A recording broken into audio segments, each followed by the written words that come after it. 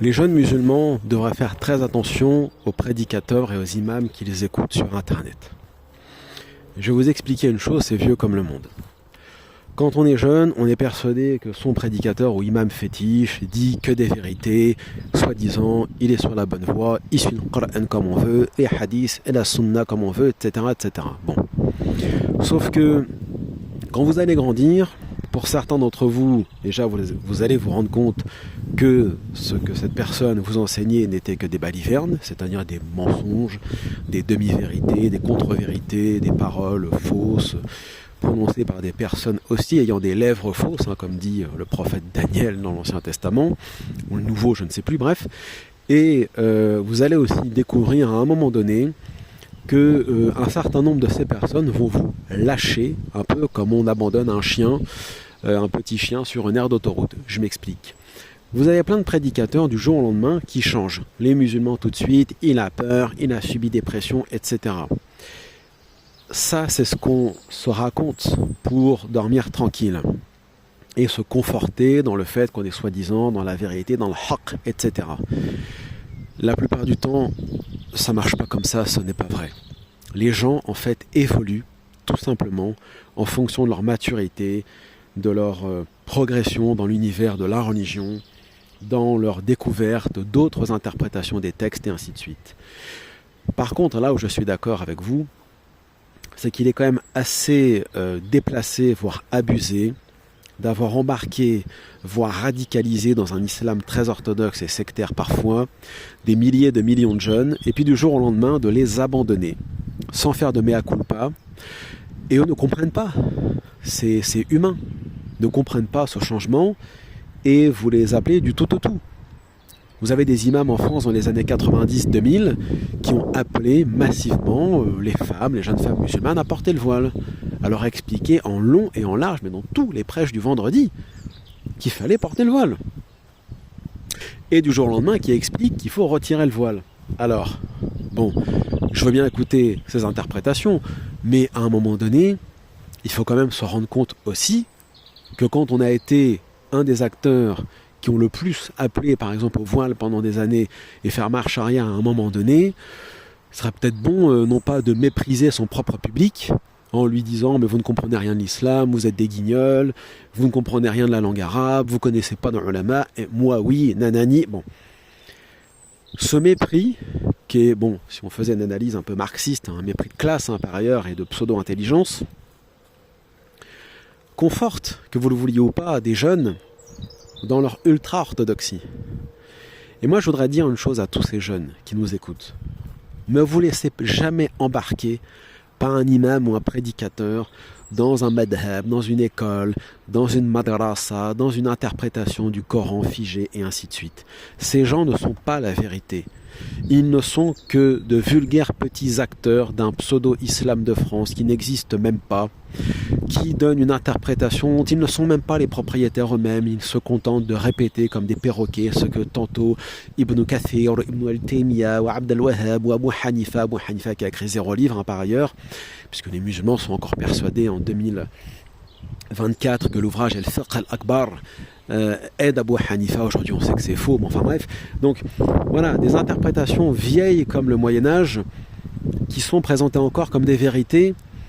Et quand vous allez grandir, pour certains d'entre vous, vous allez vous rendre compte qu'on vous a embarqué dans une lecture et une interprétation de l'islam complètement bidon, qui n'est ni le Coran ni l'islam en vérité.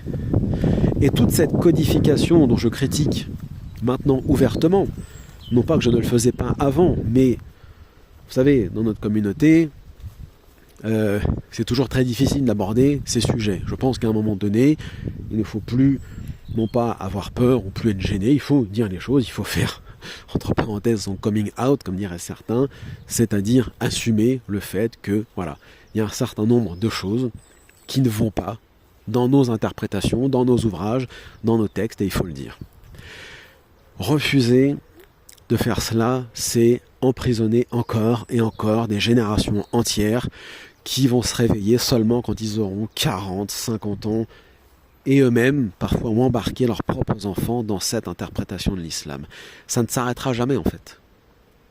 Donc, dès le départ, le mieux, c'est de ne pas faire d'un prédicateur ou d'un imam un prédicateur ou un imam fétiche.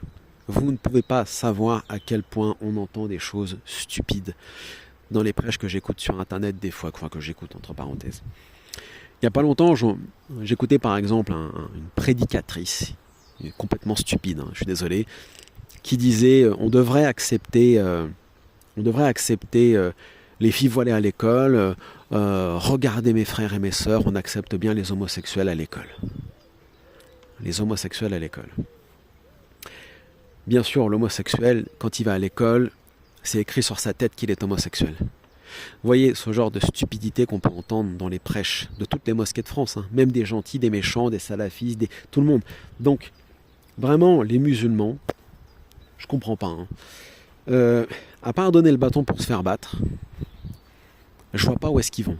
Moi, personnellement, je ne me sens pas concerné. Je ne suis pas le maître de cette communauté, mais à un moment donné, ce serait peut-être bien d'écarter ces gens, non pas parce que c'est quelqu'un qui nous l'ordonne ou non, tout simplement parce que le bon sens nous impose de mettre en avant des hommes et des femmes intelligents, avec une compréhension saine du Coran de l'islam, et d'écarter tous ces littéralistes, toutes ces personnes avec une interprétation complètement délirante, et ça vaut pour tout le monde.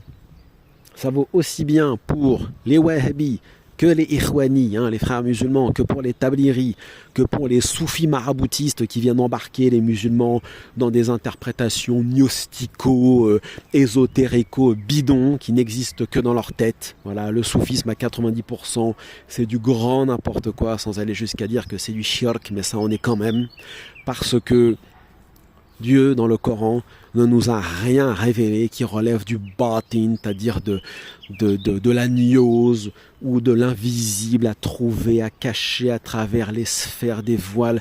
Ça aussi, c'est de maladie. Il n'y a pas que le wahhabisme, il y a aussi le soufisme. Donc, vraiment, gardez les jeunes votre esprit critique. Gardez votre esprit critique. Ne vous laissez manipuler par personne. À un moment donné, il vaut mieux être loin d'un prédicateur contre qui on a des doutes, même s'il s'avère que c'était une bonne personne, que de se rapprocher d'un empan, en quelque sorte, d'un individu qui est néfaste et qui va vous embarquer dans un délire sectaire et qui va vous écarter de tout. De votre travail, de votre famille, avec des arguments fallacieux à chaque fois. Genre, Allah aime les pauvres, hadith numéro 4530-1012, les premiers à rentrer au paradis seront les pauvres. Voilà, par exemple. Ça, c'est conforter les jeunes paumés dans leur loose. T'es un loser, t'inquiète, Akhi, c'est Allah qui l'a voulu. Les losers sont les meilleurs, les losers sont les préférés d'Allah. Blabla. C'est comme ça que certains confortent les jeunes qui sont paumés, qui sont perdus, qui sont en échec scolaire et ainsi de suite. T'es un loser, mashallah. C'est exactement ce que Allah veut de toi. Imaginez un peu le discours. Ou le genre de discours du style t'es un loser, t'as raté tes études, tu fais rien de ta vie. De toute façon, les diplômes, ça sert à rien. Et puis de toute façon, travailler, ça sert à rien. Et puis l'argent, ça sert à rien. Bon, vous voyez, ça, c'est des discours bricolés pour empêcher les musulmans d'être ce que Allah Ta'ala lui-même appelle dans le Coran ulul albab, des doués d'intelligence. Des doués d'intelligence. Mais il y aura toujours quelqu'un pour interpréter et dire les doués d'intelligence, vous savez, ce sont ceux qui connaissent le tawhid selon la aqidah des salafiyya. Non, c'est faux. C'est faux. Les doués d'intelligence, ce sont ceux justement qui raisonnent à propos des signes de la création. Donc ce sont, qu'on le veuille ou pas, les scientifiques, ceux qui découvrent le monde, qui apprennent, qui étudient, etc. Voilà. Et qui connaissent leur Seigneur, bien évidemment, mais l'un va avec l'autre. Connaître Dieu, c'est connaître le monde et l'étudier. On ne peut pas connaître Dieu sans connaître les signes du Créateur et sa création.